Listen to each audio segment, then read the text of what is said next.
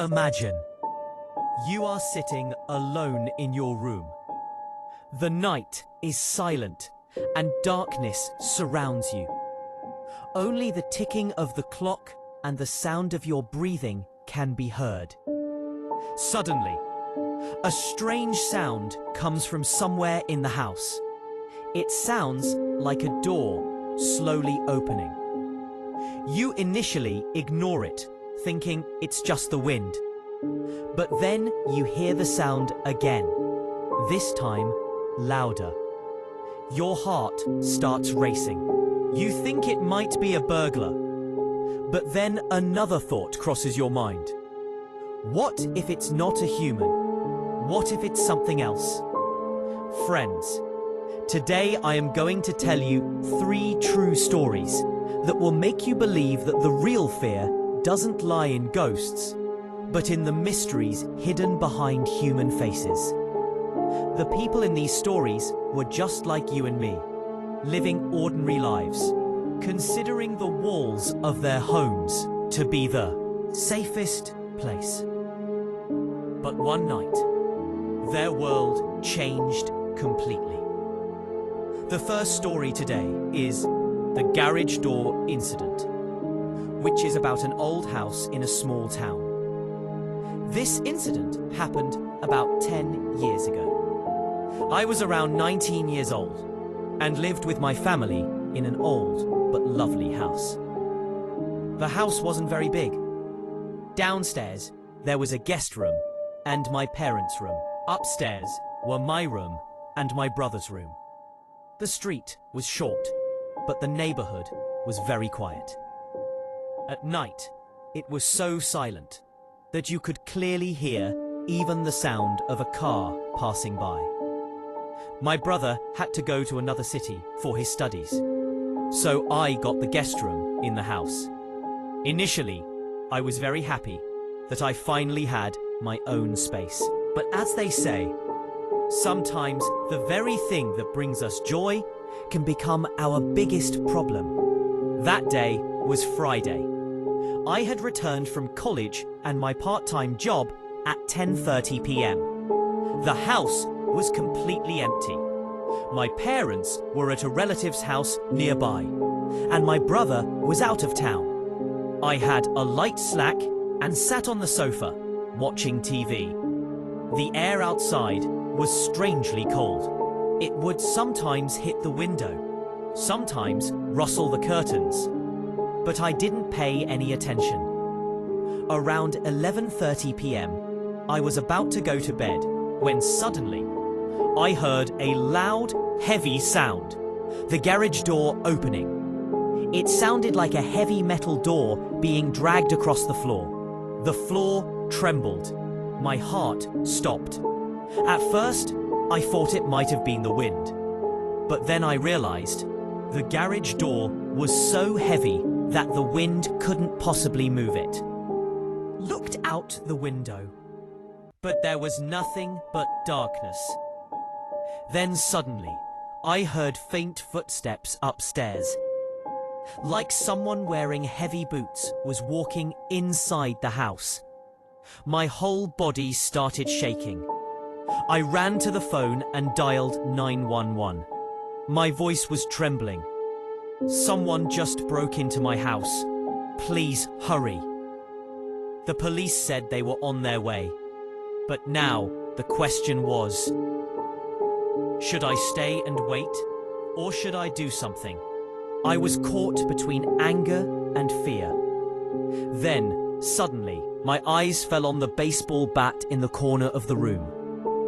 I grabbed it tightly and slowly started walking downstairs. Every corner of the house felt strangely heavy. The curtains were swaying. The ticking of the clock seemed louder than ever. And my heart was pounding in my ears. I reached the parents' room. The door was slightly open. I could hear rustling sounds from inside, like someone rummaging through a closet. I gently pushed the door open. And what I saw. First, my world went into a spin. PP. Two men were standing inside, dressed in black, wearing masks and gloves. One was looking inside the closet. The other had a small bag in his hand, into which he was stuffing things. My anger erupted. I shouted loudly and swung the baseball bat, hitting the first man's leg. He screamed in pain and fell to the ground. But the other man lunged at me with lightning speed. He tried to snatch the bat and started choking me. I pushed him away with all my strength, but he was much stronger than me. I started gasping for breath.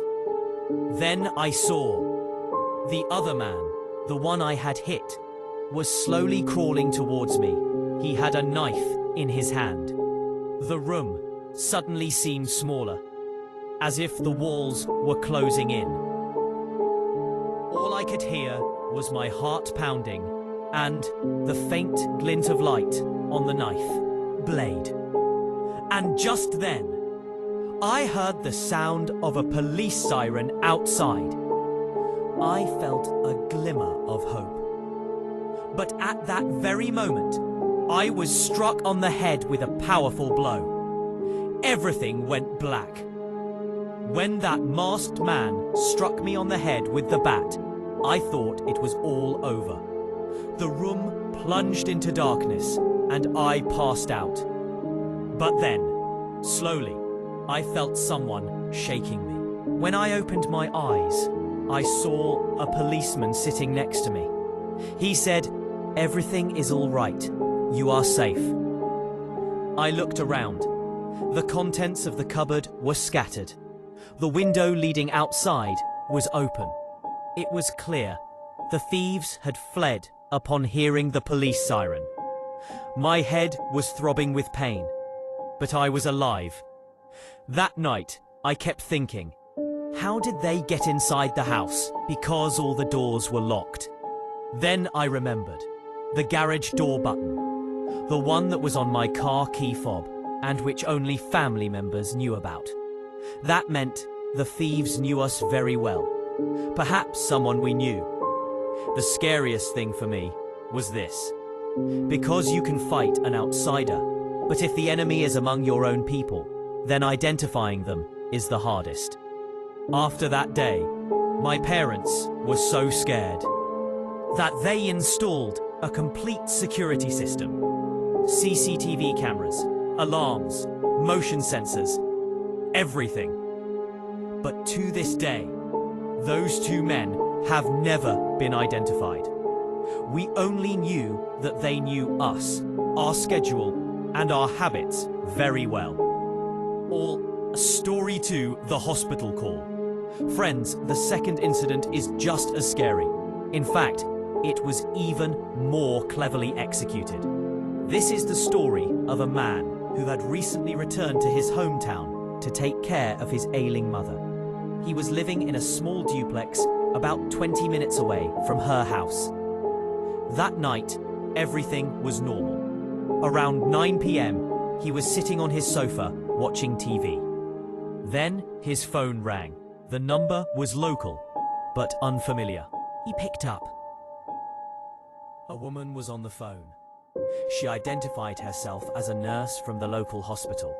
She said, "Your mother had a serious accident a while ago. She fell and hit her head. She is conscious, but she is calling for you." Hearing this, his blood froze, because his mother had suffered minor injuries several times before. He rushed out. He even forgot to close the door. He immediately got into his car and reached the hospital.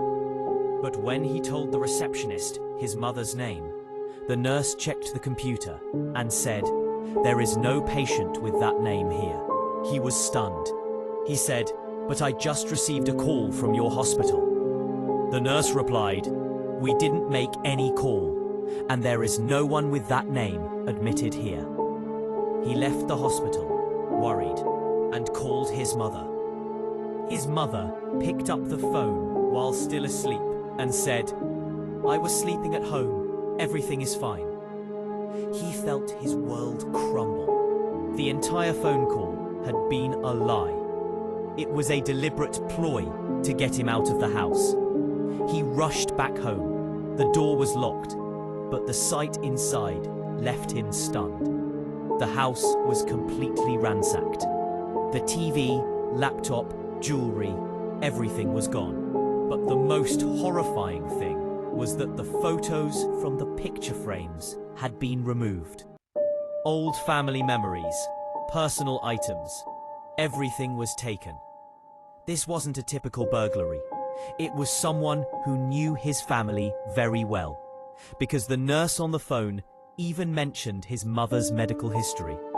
An outsider wouldn't have that information. The police came, investigated, but found no concrete clues. And the strangest thing, the stolen items were of little monetary value, pitch, but their emotional impact was immense, as if someone deliberately wanted to erase his family's memories. After that night, the man kept thinking, who did this? Why? And most of all, are they still watching him? Pitch. After that night. Story 3. The man who claimed my house. Friends, imagine you're living peacefully in your home. The same routine, the same tranquility every day. But suddenly, a stranger appears and says, "This house is mine." That's what happened to a young man. The first encounter. It was around 11:30 p.m. The young man was working on his laptop in his room. Suddenly, he heard loud banging at the front gate. He first thought maybe it was some drunk person, but as the noise grew louder, he peeked out the window. And then he saw a middle-aged man trying to break down the gate. He had a flashlight and an old keyring in his hand. His eyes were red, and his face looked incredibly strange. The young man hesitantly opened the window and shouted, "Who are you? What are you doing?" The man calmly replied, "The key won't turn. This is my house. Why are you living here?" The young man was stunned. He immediately called the police. The police arrived and took the man away. But the real fear was about to begin. Strange evidence. The next day, the police called the young man. They told him, "That man claims that this house belongs to him, and he has documents to prove it." When the young man saw those papers, he was shocked, because on those papers were his own address and the complete blueprint of the house. And the strangest thing, they had genuine seals and signatures on. But the young man knew that this house was bought in his name. He had all his own documents. So where did this other set come from? Which one was real and which one was fake? The following. From that day onwards, the young man started feeling strange things. Sometimes he saw a shadow standing outside the window. Sometimes he found fresh cigarette butts near the door. Sometimes he heard footsteps late at night. He installed a CCTV camera, and one night, the camera captured that same man. He was standing outside the door, smiling, as if saying, "This is all mine, a mind." Game. One day, the young man received a package. There was no address on it. It was just left for him. When he opened it, inside were photos of the old house. But in these photos, the young man's family was nowhere to be seen. It was just that strange man and his family, as if this house truly belonged to them. That night, for the first time, The young man wondered, was he perhaps slowly going crazy? Could it be that this house really belonged to someone else? A few weeks later, that man tried to enter the house again. This time, instead of calling the police, the young man opened the door himself and said, "Listen, if this house truly belongs to you, then tell me, what is hidden inside the wall of this house?" The man smiled and said, "There's a small iron locker under the stairs. Inside it are some old coins." The young man was shocked because he himself knew nothing about that locker. But when he dug, there the next day, he actually found the locker. To this day, no one has been able to determine, was that man telling the truth? Did this house truly belong to him? And was his ownership later erased for some reason? Or was it all just a game played by a sick mind? But one thing is certain. Whenever that young man is alone in that house today, he feels that someone else is still watching him. Final weaving of the stories. So far you have heard 3 different scary incidents. 1. Garage incident. 2 masked men who attacked after entering the house. 2. Hospital call scam. A fake nurse's call and emotional blackmail. 3. Trespasser story. The man who claimed, "This house is mine." At first glance, these 3 incidents seem completely different. But if you look closely, they all share one common thread: the erosion of trust. Fine. Common fear.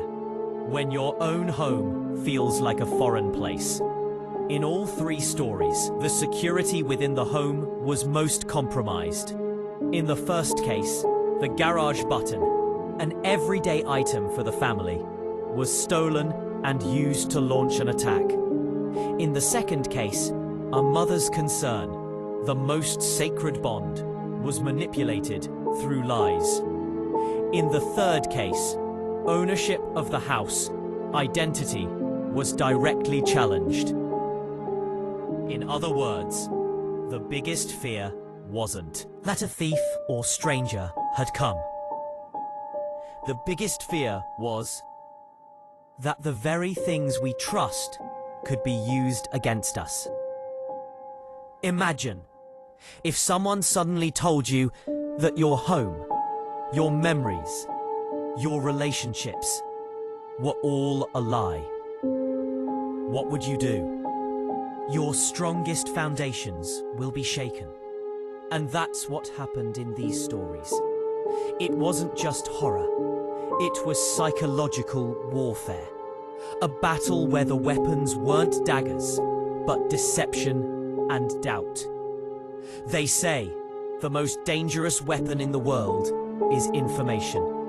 If someone's already inside you. So friends, these were 3 true stories that prove that fear doesn't always come from ghosts or spirits. Sometimes the greatest fear comes from the cunning and gains of human beings. If you liked this true story, please like and share the video. And remember, your house walls might protect you from the outside world. But if someone gets inside, it's very hard to escape.